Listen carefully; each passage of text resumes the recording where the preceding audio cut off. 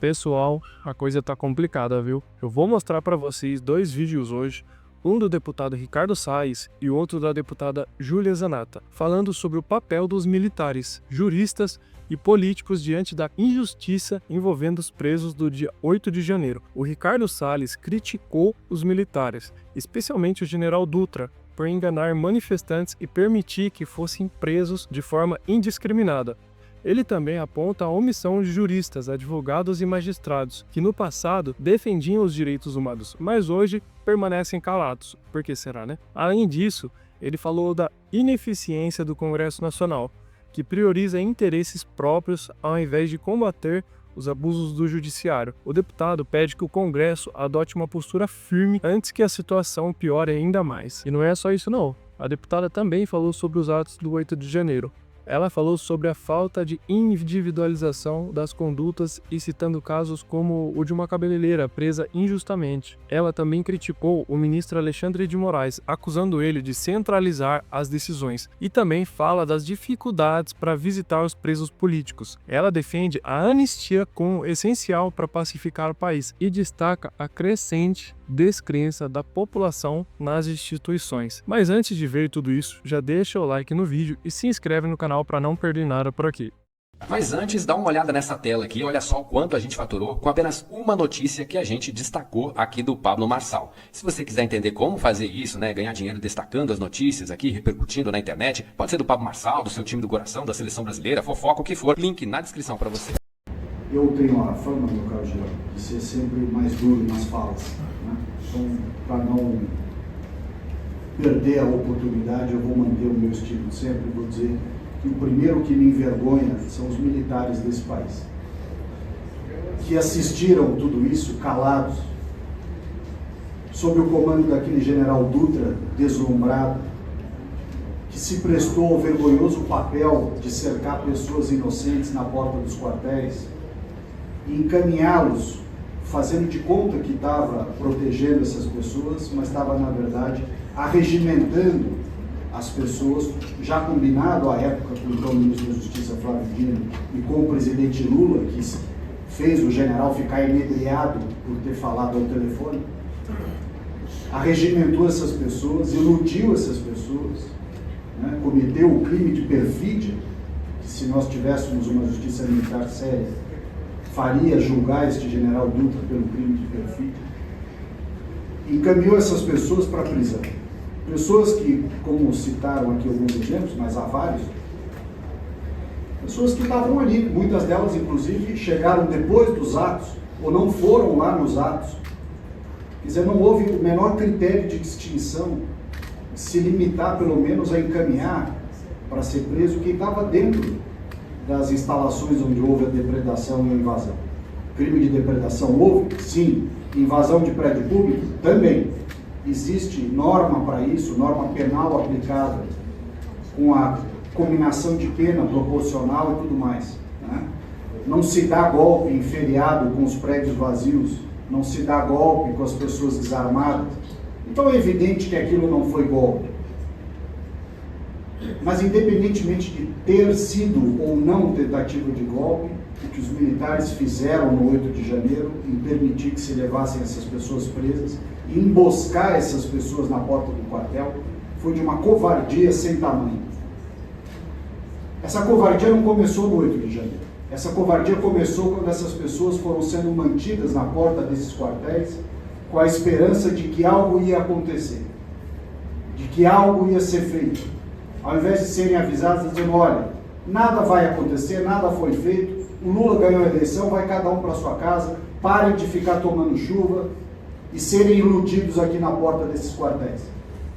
Ao contrário senso, nenhuma dessas autoridades se prestou a ter essa conversa franca, sincera e objetiva com aqueles que lá na porta estavam. Mantiveram essas pessoas ali na porta por motivação política, por motivação seja lá qual for, ou até por falta de coragem mesmo em assumir que nada iria acontecer. Essas pessoas foram iludidas e induzidas a ficarem ali. A decepção, senador Girão, caros colegas, meu caro Alcino, com eles, portanto, é enorme. Por outro lado, na história do Brasil, desde a época do Império, até antes da época do Império, quando o Brasil ainda era colônia de Portugal, depois com Dom João VI aqui, Dom Pedro I, Dom Pedro II, a Velha República, República Velha, depois na época de Getúlio Vargas, depois nos anos de Juscelino, Dutra e, como já dito aqui, na época do fim do regime militar de 64, o Brasil tem na sua história episódios reiterados de explosões de revolta, de descontrole, prisões, inclusive de militares, e logo em seguida processos de anistia e de perdão geral como forma de pacificar o país. O que nós vemos hoje é um presidente que se elegeu dizendo que ia pacificar o Brasil, que o amor voltou, que o Brasil voltou, que tudo isso aconteceu, que a direita que era truculenta, a direita que era promotora de ações contrárias ao Estado Democrático de Direito, às liberdades individuais, etc. Mas o que nós estamos vendo é exatamente o oposto. Aqueles que pregavam o amor praticam o ódio, a vingança, o desrespeito ao devido processo legal, ao contraditório, à ampla defesa. Eles vêm praticando isso de maneira reiterada. No passado, quando essas coisas aconteciam, e eu me refiro agora ao passado de toda essa história de 200 anos de problemas e anistias, etc., eu posso citar mais recentemente o período pós-64, porque os meus pais, Girão, foram alunos da Faculdade de Direito do Largo de São Francisco em meio ao regime de 64.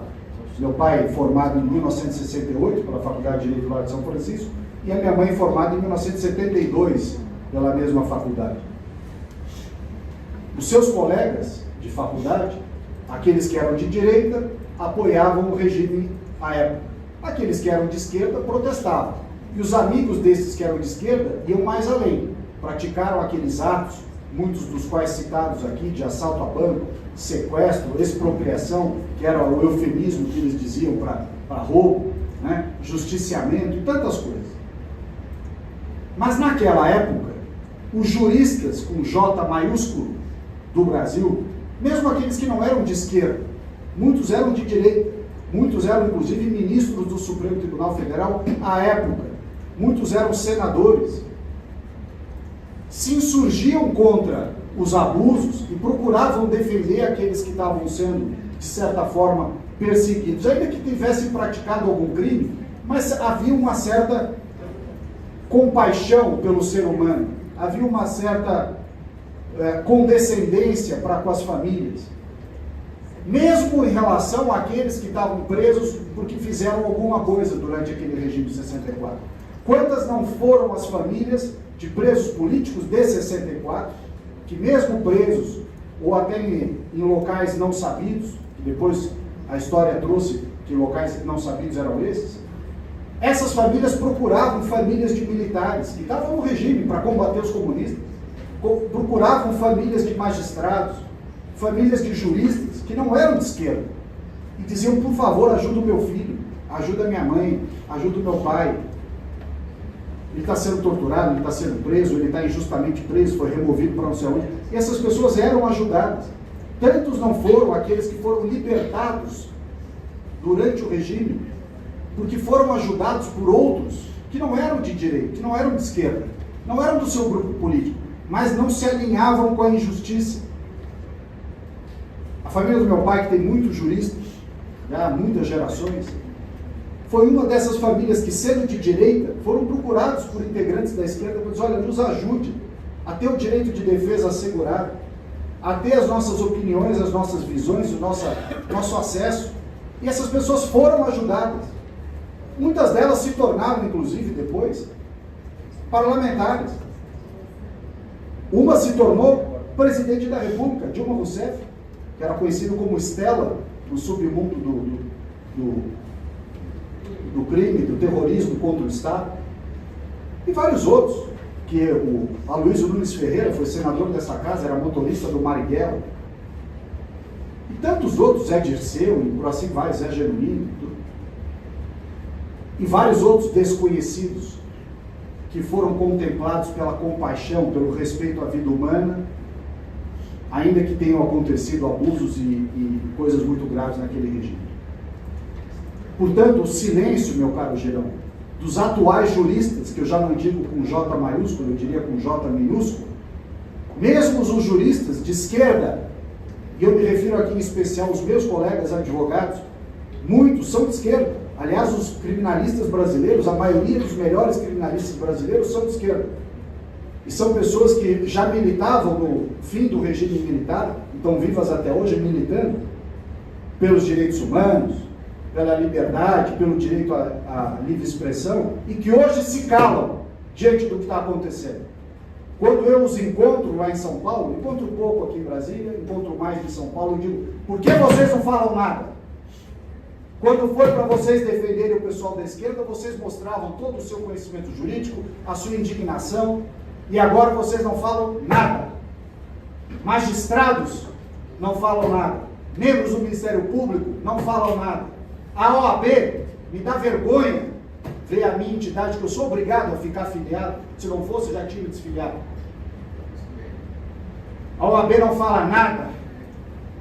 Essas pessoas não falam absolutamente nada do que deve e precisa ser falado da forma séria, correta, objetiva e incisiva, como deve ser falado. Mas a vergonha não recai só sobre esses militares e esses juristas com J minúsculo. Recai, infelizmente, aos políticos, sobretudo dessa casa, que pelo seu papel constitucional deveriam se posicionar como devem acerca de abusos praticados pelo Poder Judiciário. E é a omissão da presidência, da Comissão de Constituição e Justiça e de muitos dos membros desse Senado da República que tem permitido que isso se alongue da forma que se alonga. Não sei se é por rabo preso, por compromisso político, por curriola, ou seja lá o que for, mas não fazem o que deveriam fazer. Fazem bem os acordões, agora aqui para a sucessão da presidência da Casa, para rapidamente aprovar as emendas parlamentares para serem pagas, isso tudo de uma eficiência tremenda. Se alinha esquerda, direita, centro, para cima, para baixo, mas na hora de fazer sobre esse assunto, essa grande injustiça, que já dura muito tempo nesse país, cada um corre para o lado, faz um discursinho e volta para as suas tarefas.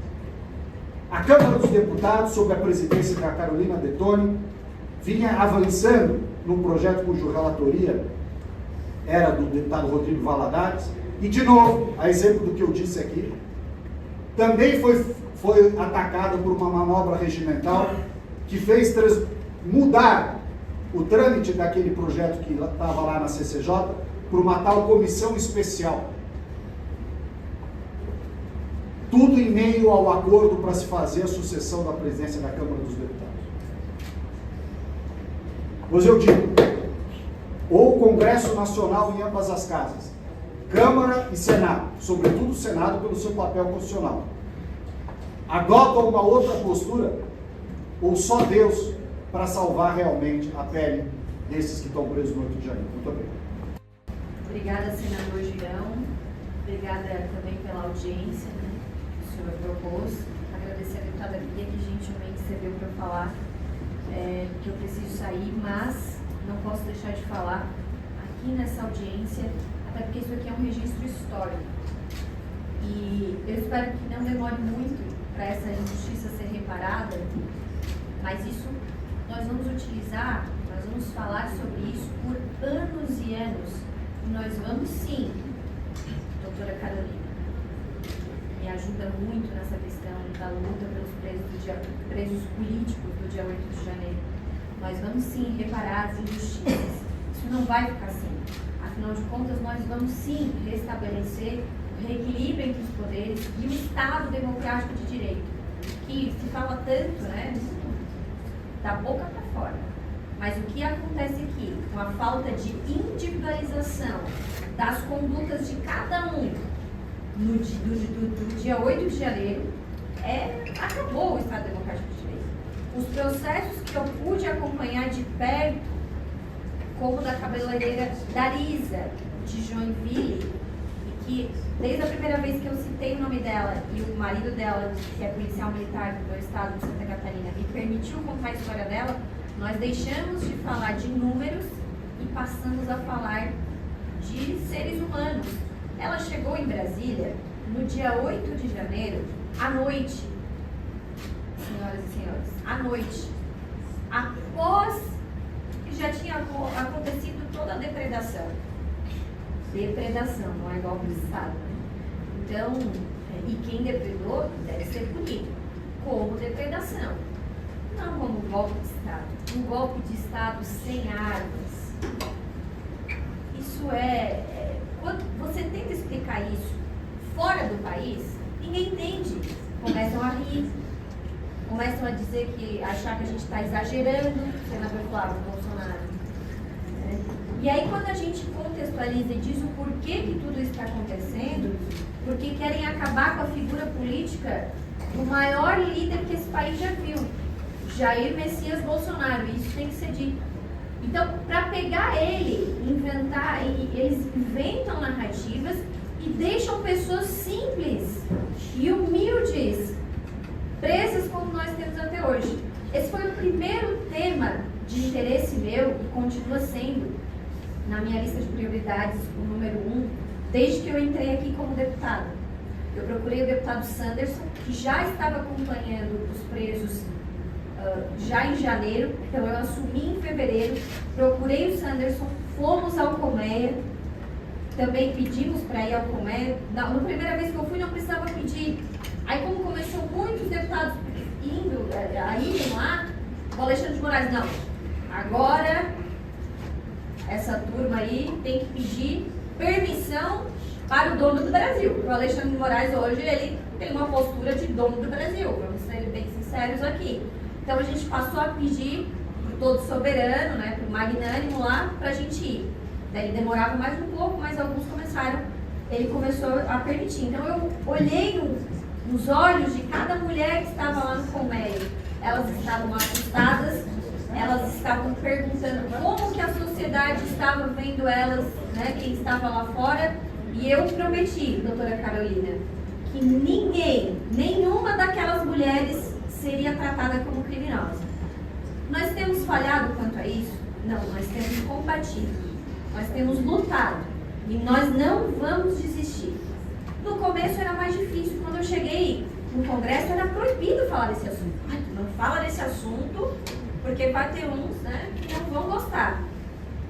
Estava todo mundo meio, não sabia o que estava acontecendo. Então, por isso que eu fiz questão de ir lá conversar com essas mulheres, saber o que aconteceu. Elas me contaram que o próprio exército botou elas no ônibus, ficou girando, não tinha nem onde elas fazerem as necessidades básicas, e depois foram lá para aquele galpãozão lá, e tudo foi acontecendo de uma maneira muito louca mesmo, muito deturpada para um Estado democrático de direito que tanto se fala. Eu quero dizer aqui à família do Clezão que eu não tenho o que falar sobre essa dor que vocês sentem, né? E também aos outros familiares e aos outros presos políticos, não tenho o que falar, porque cada dia de injustiça de uma pessoa que não cometeu crime e que está presa, sem denúncia, como lembrou a doutora Carolina, são 100 anos. É um dia de liberdade perdida, é muita coisa.